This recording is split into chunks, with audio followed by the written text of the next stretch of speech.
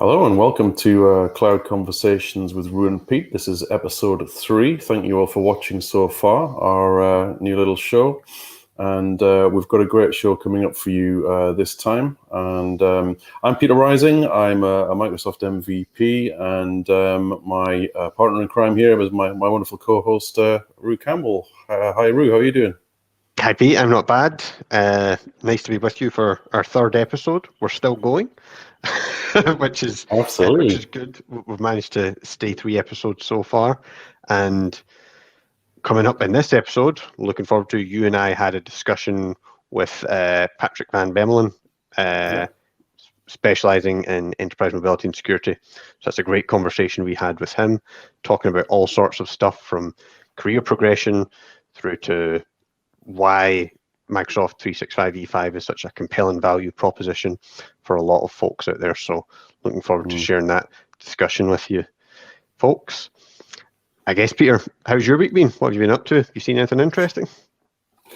This week been quite busy with workshops with customers, doing a lot of things with Teams deployment, getting customers used to Teams and planning for that. And that's led into all sorts of interesting discussions about compliance and lovely things like retention policies and DLP and conditional access. So it's been one of those lovely workshops you get sometimes where it just goes off in lots of different tangents and you talk about lots of interesting things. It's been very, very good.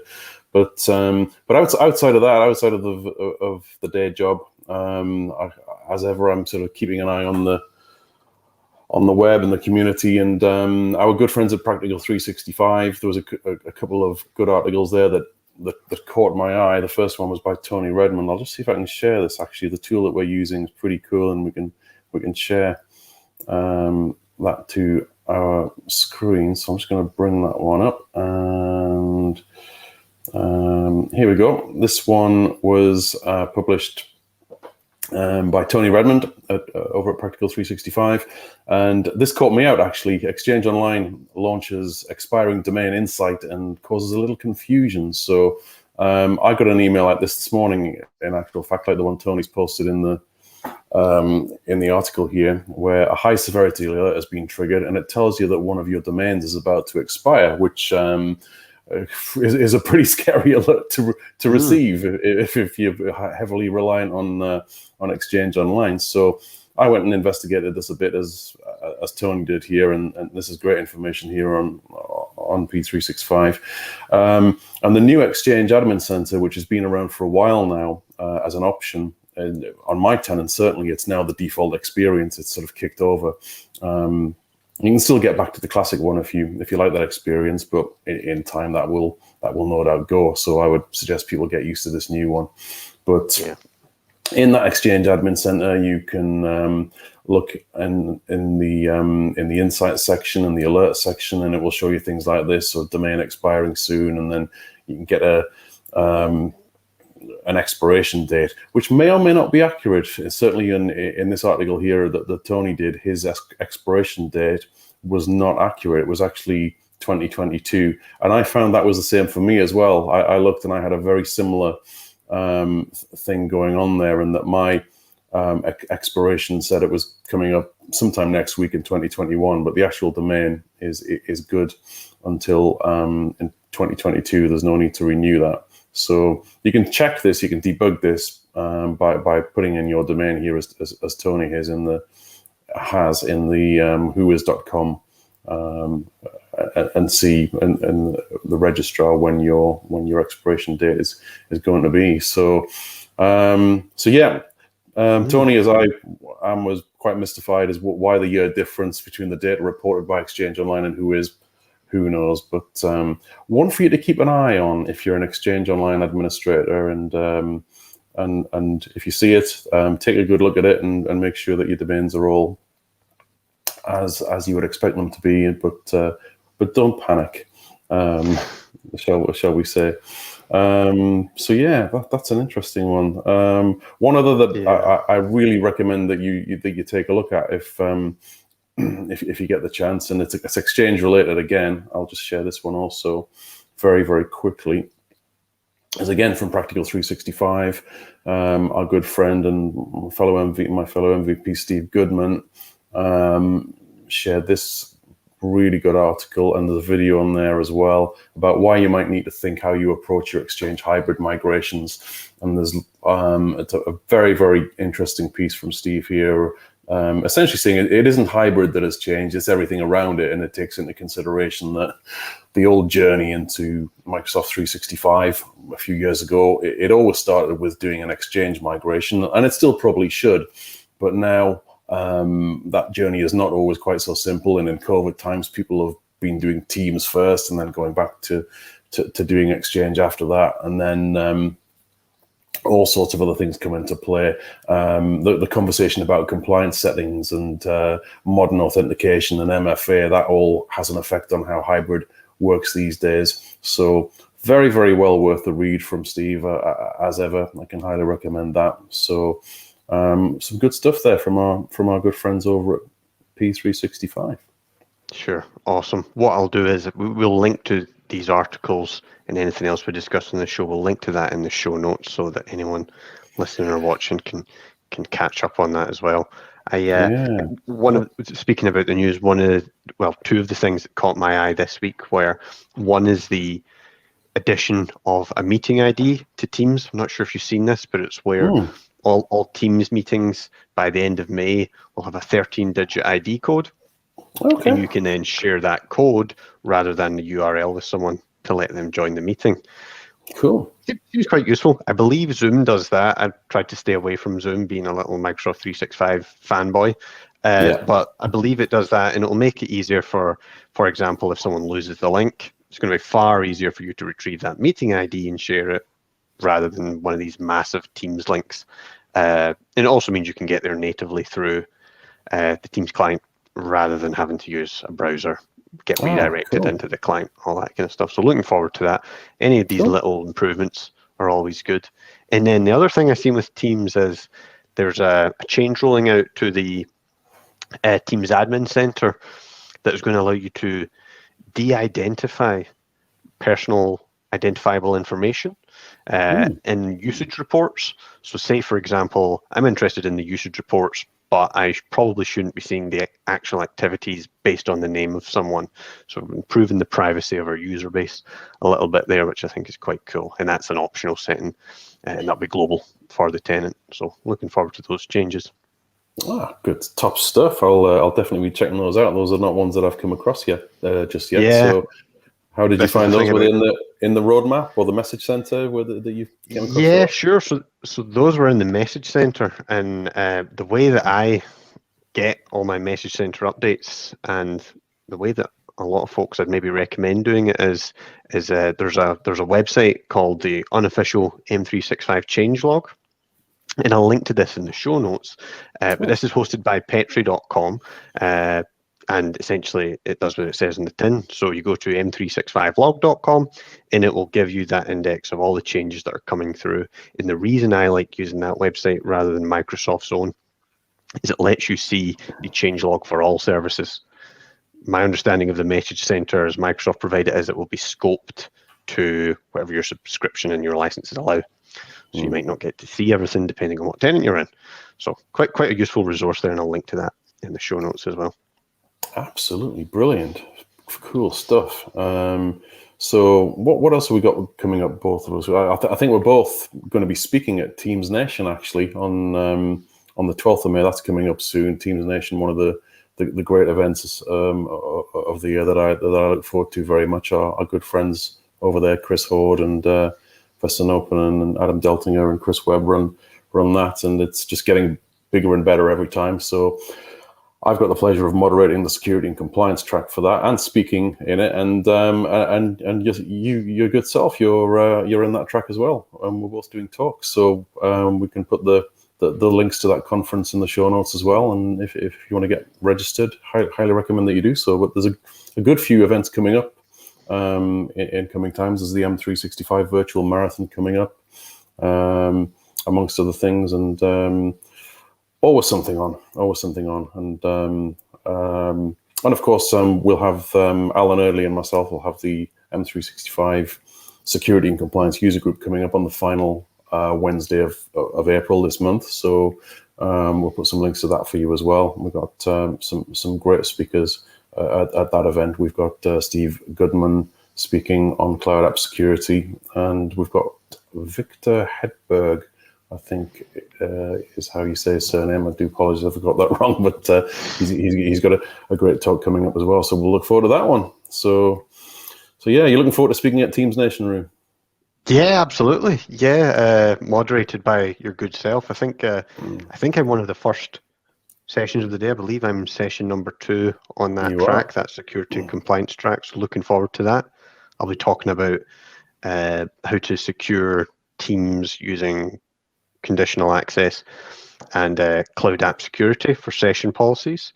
Brilliant. No spoiler alerts, but it's going to let you really manage the activities that your users are performing when they're in the web version of Teams, and we'll also talk about ways that you can force them to use the web version of Teams so that you can enforce that kind of stuff. And I've been working with cloud app security all week, in fact, and every time I use cloud app security, I learn something new about it. It's so big and so vast, especially when you start connecting other apps. But this week I've stumbled across quite a number of gotchas, things that kind of don't really like that. That would have been nice if it was worked in a different way. So I'll be writing a blog about that soon as well, just to kind of make that knowledge out there so folk know what they're getting into. Yeah, absolutely. Yeah. And I guess you're going. Sorry, go ahead, mate. No, on you go. Sorry. I was just going to say, yeah, you're second on that awesome security and compliance track that I'm moderating.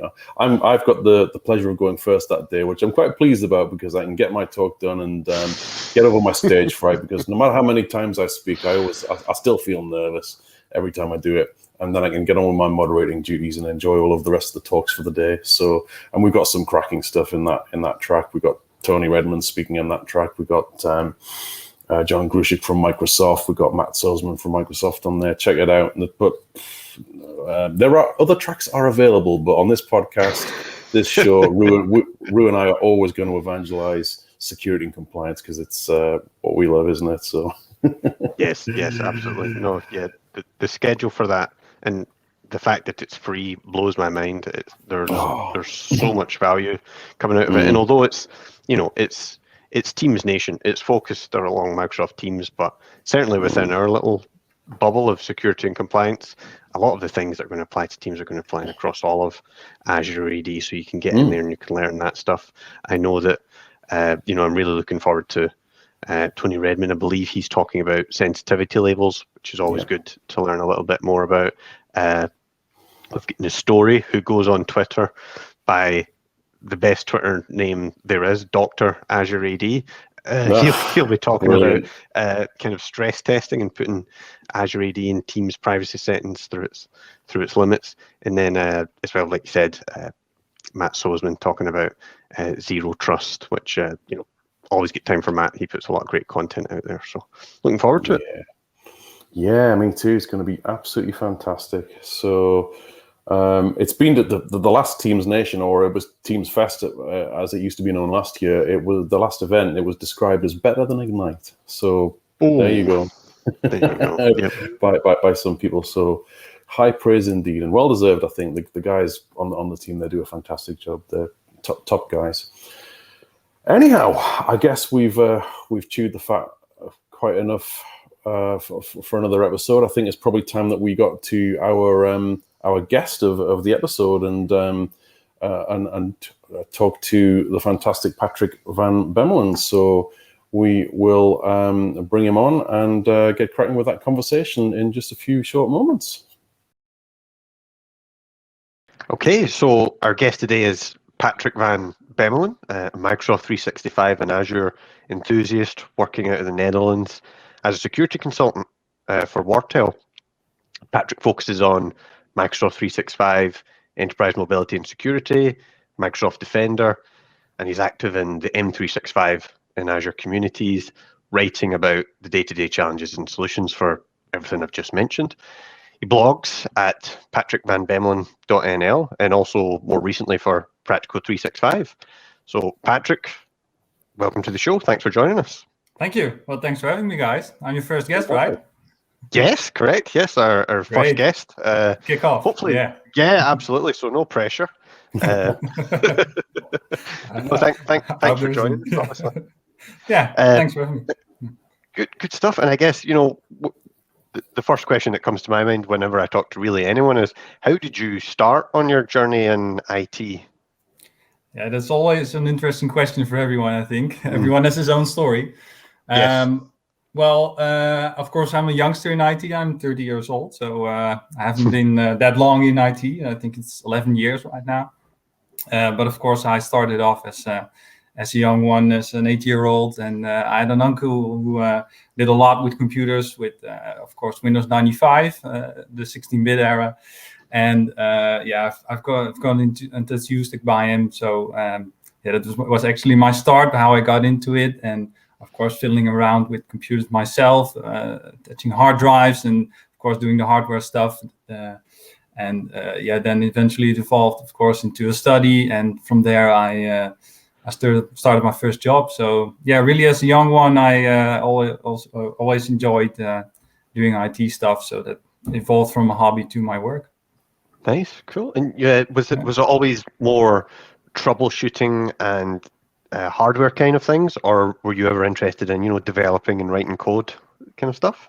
Well, it actually started. I started off in just a small computer shop and fixing hardware and fixing everybody's systems, his personal computers. And from there, it evolved. So that was my beginning. But as soon as I started working really professionally, not as a side job during my study, I started off as a sysadmin. Of course, more of assisting the main system administrators, and from there got into the job myself, and then from there it evolved into what it is today. So just a slow start there, and then it evolved into and eventually consulting. So that Great. was the real beginning. Yeah. And how did you make that jump from being kind of internal IT or IT support sysadmin to consulting? Because it's a jump I've made myself, and it's really quite different. Yeah.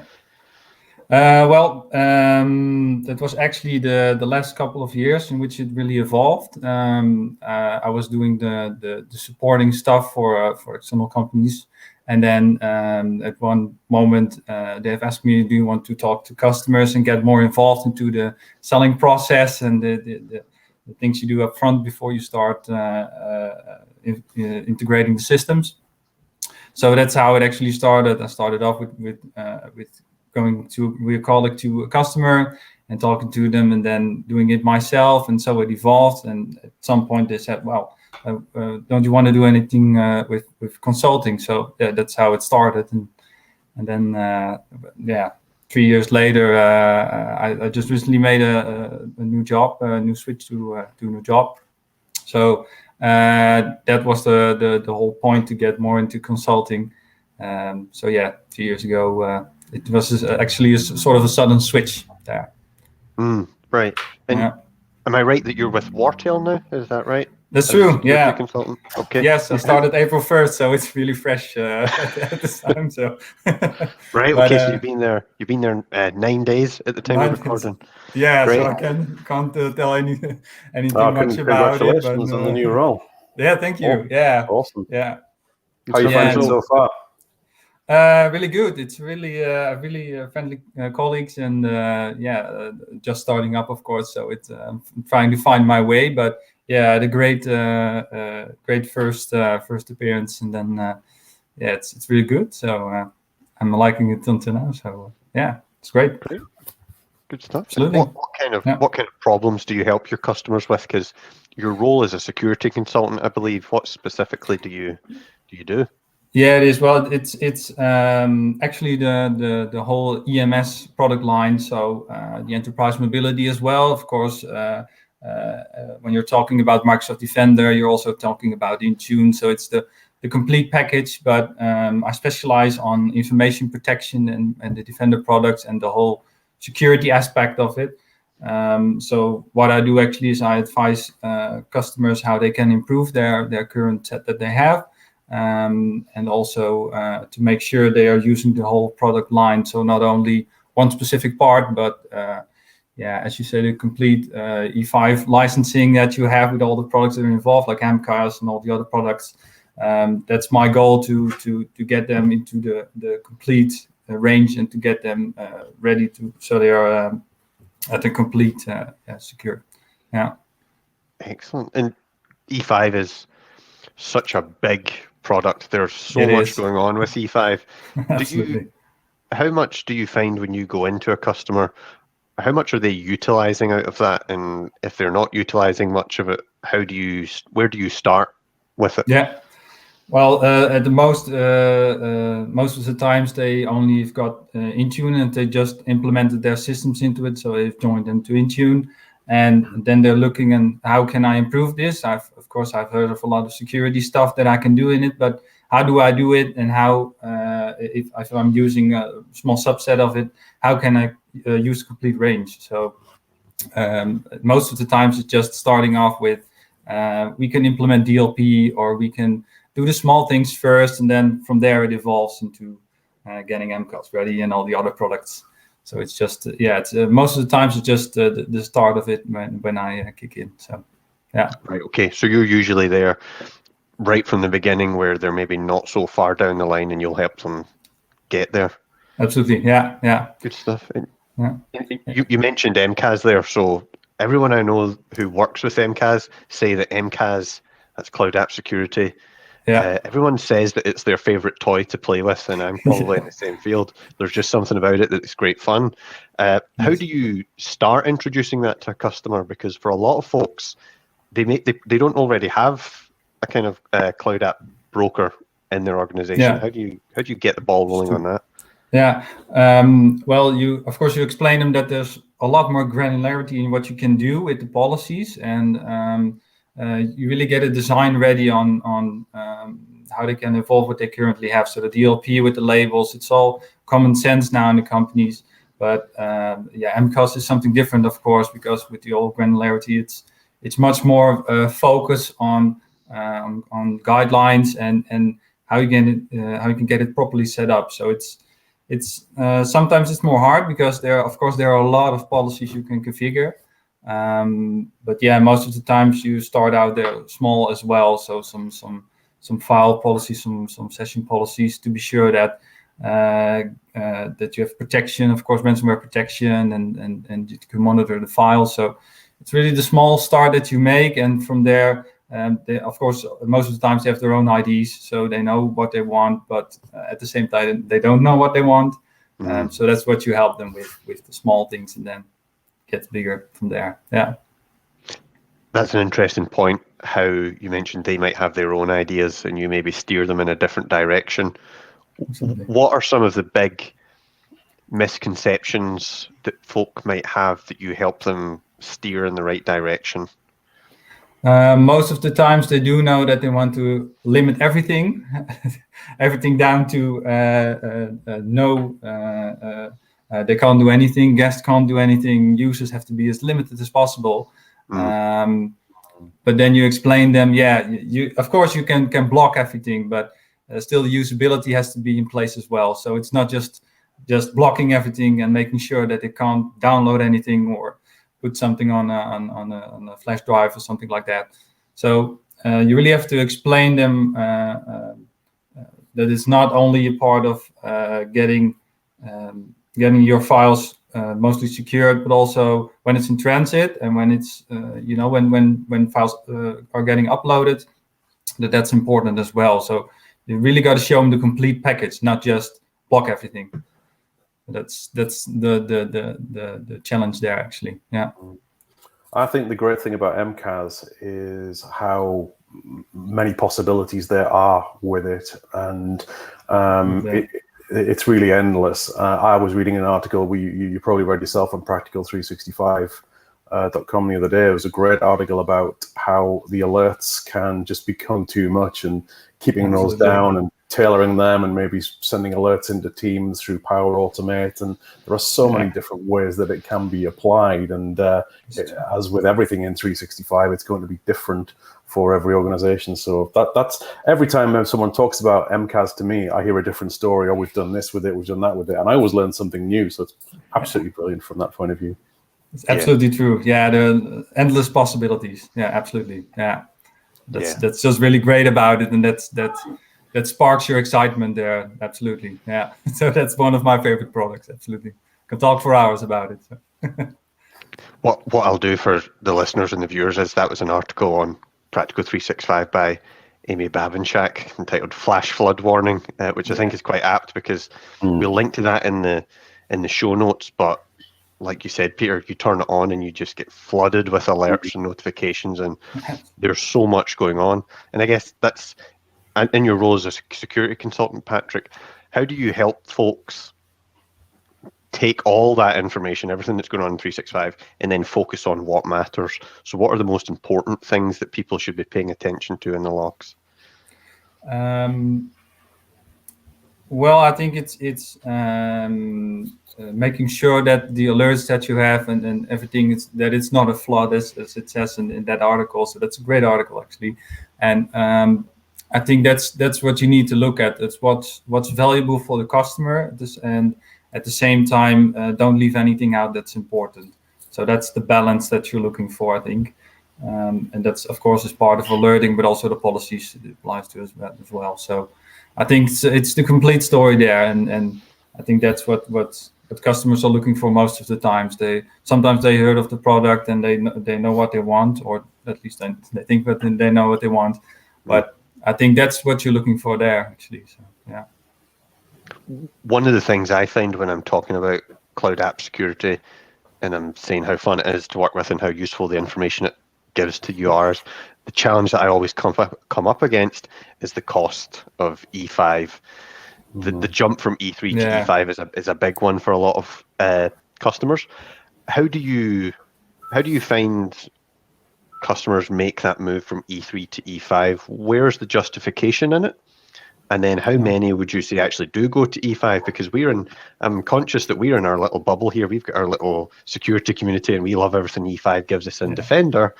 But back in the real world where people are managing the books and they've got budgets to cater to, just curious about your experience about that in the real world. Well, I think that really comes from when they already got E3 or E1 or C, and they want to go to E5. Most of the times it's because they want to expand what they've got. So actually going to E5 from E3 is sometimes a big step, and then you really got to convince them that there's much more in it, like the Defender, of course, Defender for Endpoint, things like that.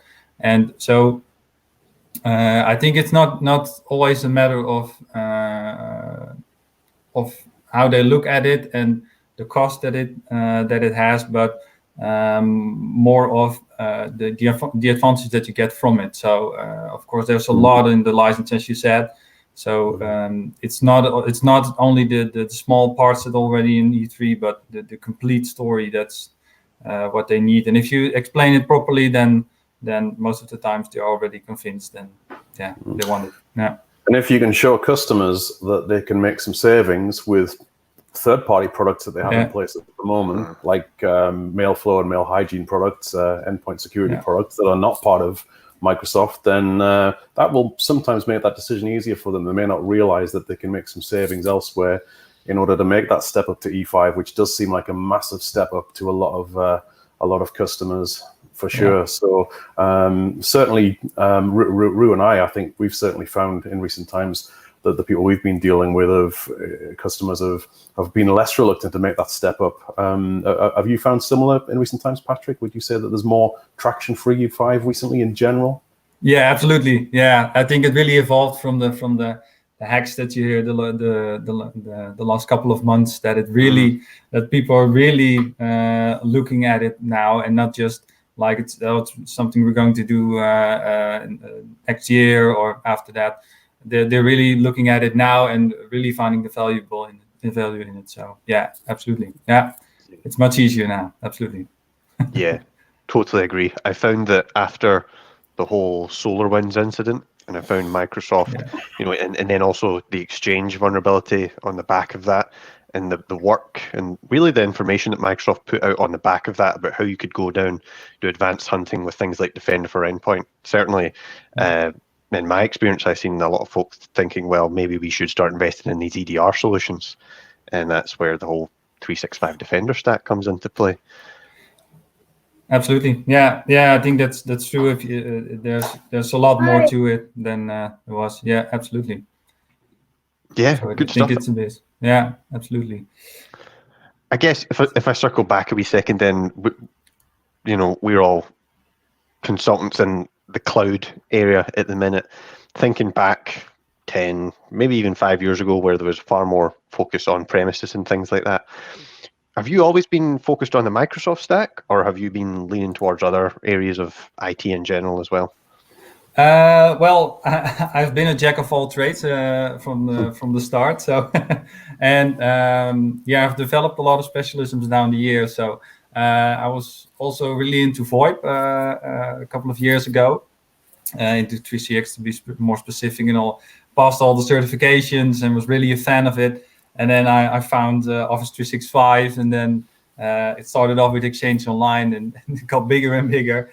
So I've had some specialisms down the years. Yeah, you could call it that way.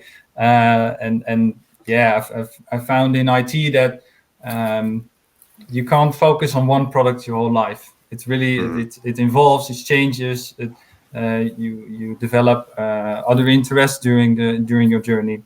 So I think it wasn't always Office 365, and it wasn't always Microsoft. But eventually it turned back to that a couple of years ago. So I think it's not only complete not always Microsoft 365. No. Okay, great. You're so right, because even though we're all specialists in, I guess, the EMS field here, who knows what that's going to look like in 5 years or 10 years? You just don't know. It's one of those things you maybe assume it's going to be there for a while, but what is it going to branch out into?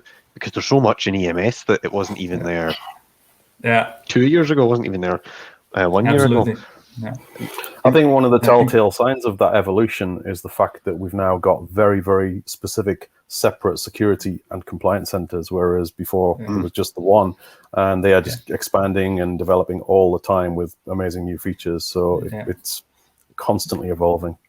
Absolutely. Yeah, the security center, of course, got its upgrade a couple of months ago with the email part and everything involved in it. So it's really evolving down. Yes, you notice that Microsoft is putting a lot of work in there now the last couple of months and years. So absolutely, it's a constant involvement. Absolutely. Yeah, absolutely. And that's great about it. You mentioned how you've done a lot of work kind of in a past life on VoIP and voice and things like that. Have you had much experience with Teams voice? Because since COVID, that's certainly something that I've seen kind of explode. Yeah, well, I've actually put my VoIP hat off when before Teams, before the whole saga began. So, so I haven't done actually anything with Teams VoIP. So no, I don't know anything about it. You can't ask me anything about it. So. Right. Oh, okay. I don't know anything about it either. I'm trying to find someone that can take it and distill it into something an idiot like me can understand. But VoIP to me, anyway, that's just an area I've never touched. And how did you, is there anything for someone like me who knows nothing about VoIP? Is there anything specific that has to be done to secure it, or is it one of these things that is maybe a better designed from the onset? Yeah, well, you're able to encrypt your streams, absolutely. So the RDSP streams that you have, but that's just the last thing I've known about it. I don't know any new things about the last 2-3 years. So that's the last thing I can tell you about it, but nothing more, I'm afraid. Good stuff. So, and I know that one of the things that you do a lot of work on at the minute is information protection. So things such as sensitivity label and encrypting data. Where do you see folks requiring that? When the customer comes to you and says, I'm interested in information protection, why are they interested in it? What's going on there? Yeah, well, sometimes they're required due to regulations, of course, in healthcare and in other sectors. It's a requirement. But also the companies that you wouldn't tell that they would need it are looking at it as well, because there are a lot of data leakage and data that's getting dropped from their cloud spaces. So I think it's really evolving now. Of course, they don't know the terms most of the times, but they want to do something about it. They want to make sure that their data is safe. So that's where they start. And then with DLP, of course, it's mostly a simple story. It's more of an end user story, of course. You've got to have your plan ready, of course, with your labeling. But most of the times it's more of caring about the end user and how it will look for them, than applying it in the portals and getting it ready so it's set up. That's the techie stuff, and it's more of a adoption as well there. So yeah, it's a two-way process. Yeah. That is so true. So many organizations put it in place without thinking about that end user journey and how it's going to affect them, getting them trained up, what to expect with the sensitivity label bar, how they'll apply them, what the effects of it will be in DLP, things like policy tips. That this is why training is so important on those journeys. Yeah. So true. Well, I've seen companies that did that. They've created their own labels, and then they've got lost, and users are seeing those sensitivity options and labels they can apply, but they don't know where to start. They don't know what they need to do and when they need to apply which label. So that's the hard part there. I think it's more of a person stuff than a techie stuff there. Yeah, absolutely. Yeah. Totally agree. Where do you usually start with sensitivity labels? Because it's something that Peter and I love working with, but you can really over-engineer sensitivity labels where it will interfere with that adoption. How do you usually recommend someone starts out if they're brand new to it? Well, it's really the KISS method. I don't know if you know that. Yep. Keep it simple. Yeah. You start out with keeping it simple. You just need to have 2 or 3 labels to start with, and of course descriptions are everything. So you need to be sure that the descriptions are properly set up, because people don't know where to start if they've got 2 labels which the description is the name is almost the same. Then of course they don't know the difference. So the description there is really important to fill that in and to make sure that they've got a good sense of what they're doing and which label to apply when. So yeah, that's the thing you gotta make sure that's good. Yeah. Yeah, because a label called public and a label called general could mean very similar things, couldn't it? Without that description, who's going to know when and how to apply which one? So true. Absolutely. Yeah. So crucial. Yeah. Totally agree. The example that always comes to my mind is the label called personal, and it's like, well, does that mean it encrypts it and only I can see it, or does it mean it's personal data that isn't anything to do with the company? Language can be a funny thing, and you really have to get it quite specific so that there's no room for dubiety there. Absolutely. Yeah, I think that's the thing. That's the thing to remember, that you got to make it simple and clear to everyone. Yeah, absolutely.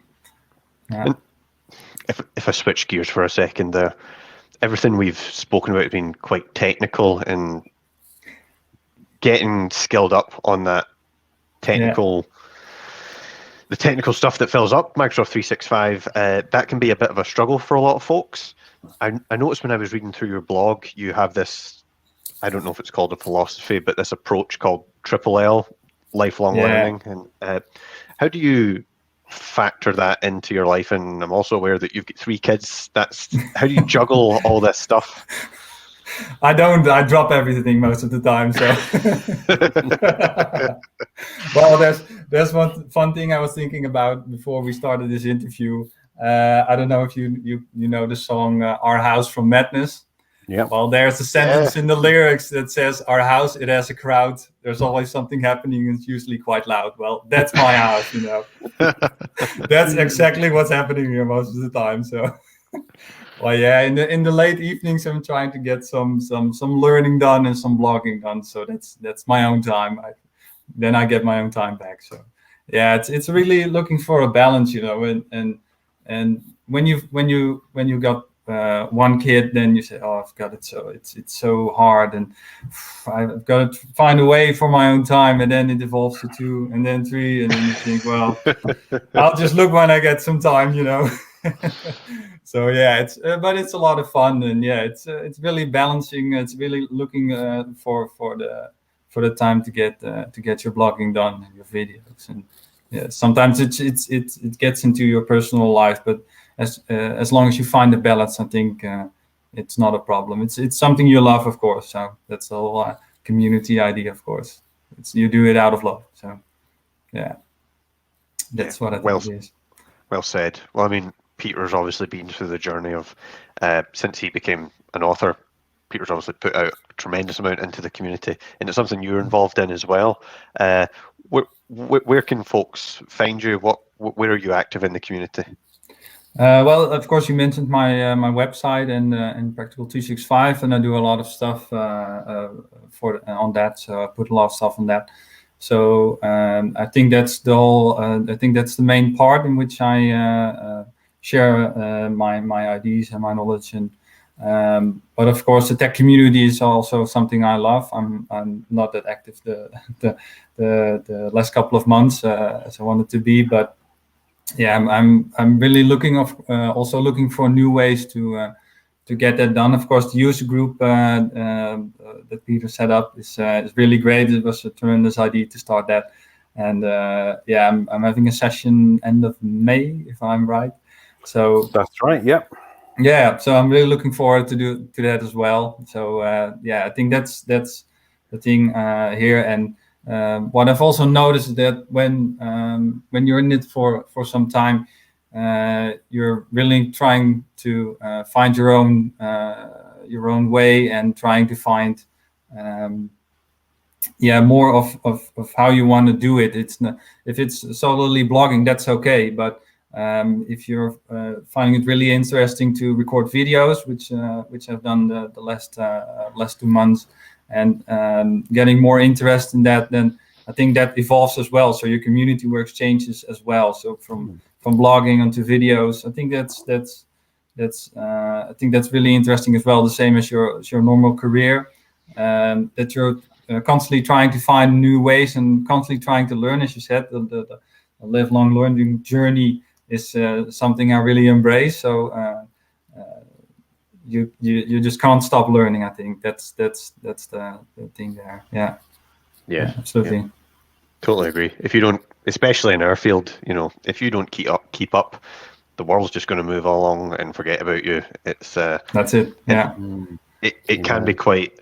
It's a double-edged sword, isn't it? Because it's exciting. You're always learning new stuff, but there's days where you're just like, oh God, it would be nice if I didn't have to learn anything new. The rate of change can be so quick. Yeah. And you mentioned you're putting videos out and you're putting blogs out and things like that. How do you do you have a preference to which way you learn? Do you like learning by video or reading? What's your approach there? That's the fun thing. When I'm learning for an exam or something like that, I always take the book and I just read it and remember the keywords, and from there I go on to the exam. So most of the times it's not the videos which I'm interested at, funnily, but the recording itself, I'm finding it more satisfying actually than writing blogs at this time. Of course, maybe I'm going to switch back, but you can never tell, of course. But I think the for learning it myself, the books are really nice, and for creating content the last couple of months, I think the videos are really something I'm really enjoying now. Yeah, absolutely. Great stuff. Well, obviously we're huge fans of exam reference books here at Cloud Conversations. Someone has written two, right? Or, well, I've written 1.5, shall we say. I wrote one by myself, and I can't take all the credit for the second one, which I co-wrote with the fantastic Nate Chamberlain. Hi, Nate, if you're watching, fellow MVP and really all-around good guy. But yeah, I love writing, and it's interesting to hear, Patrick, your thoughts on the content that you produce and that preference for doing video. I've not really done any video content myself yet, well, other than things like this, but I've not done a learning video. And it was really, really nice to see the one that you put out, or the ones you've done so far, compared to the writing. So well done, nice work indeed. Thank you.